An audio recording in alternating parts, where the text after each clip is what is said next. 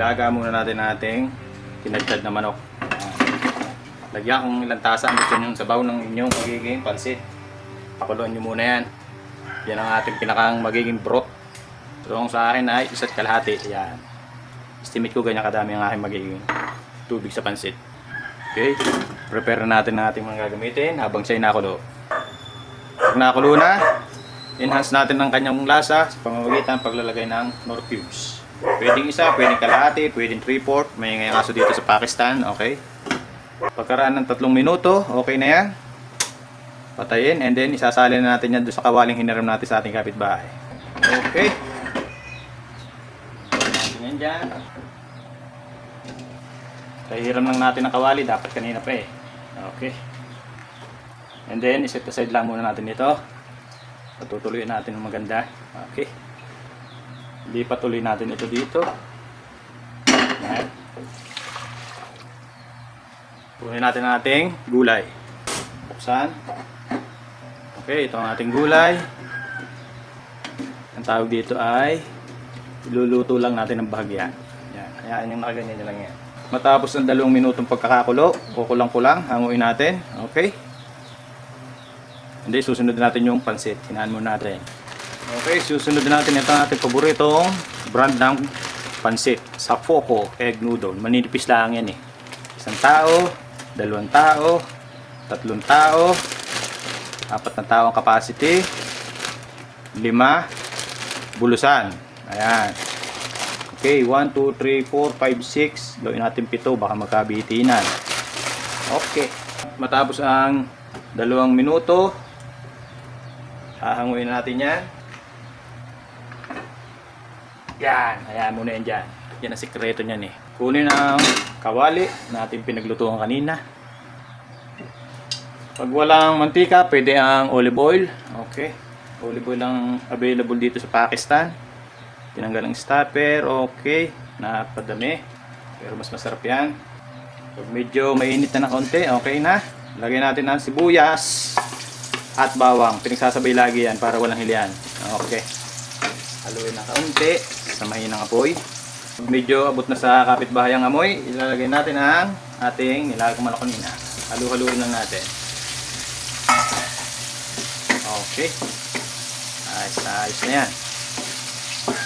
Matapos ang 2 minutong halaga sa halo, isusunod natin ang atay ng manok. Okay. Halo-halo lang. After ng 2 minutong haluan, lagyan natin ng mamasitas, oyster sauce. Kung ilan ang kakain, ganun ang patak. Yun ang rules ko dito sa bahay. Para ang dosage ng intake ay monitor natin.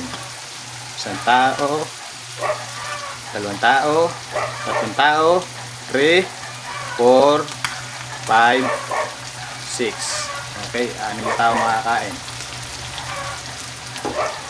And then, paminta, ganun din.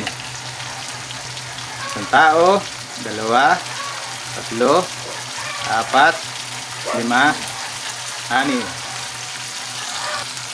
Haluin.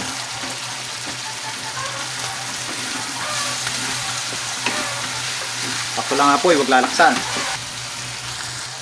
Ganun din sa seasoning. Kung gusto nyo, 1 tao, 2 tao, 3, 4, 5, 6. Bulusan. Marami pang tira. Haluin. And then, medyo matutong na. Yan ang hinihintay natin. Hindi naman tutong. Medyo kumapal na yung kanyang ano. Lalagyan natin ng sabaw. Okay.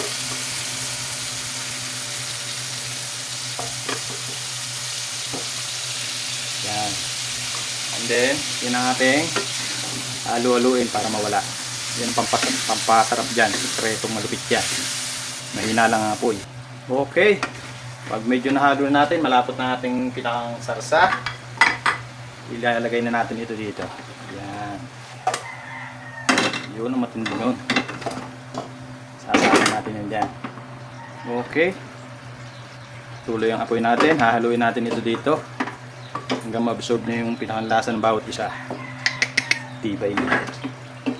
Yan. Kung sakto-sakto pagkakaluto.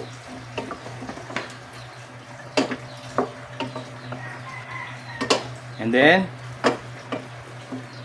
pagkahalo natin ng konti, kunin natin ang ating masarap na gulay.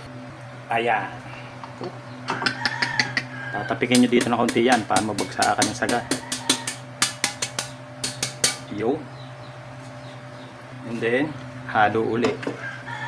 Ginhawa na rin. Mga luto ng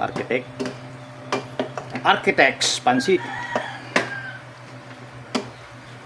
Simmer lang ito kasi pinagsasama-sama na lang natin. Okay, mga 30 seconds lang yun. Pwede natin itong ihain sa ating mga lamesa. Okay, dahil tayong nauna, piling-pili ang sahog. And then, kalamansi, may dakta pa, sariwang sariwa. Bago, siling labuyo. Makikiuso ka, may chops dapat lagi para hindi ka nawawala sa uso. Okay. Nakakain ng architect. Thank you.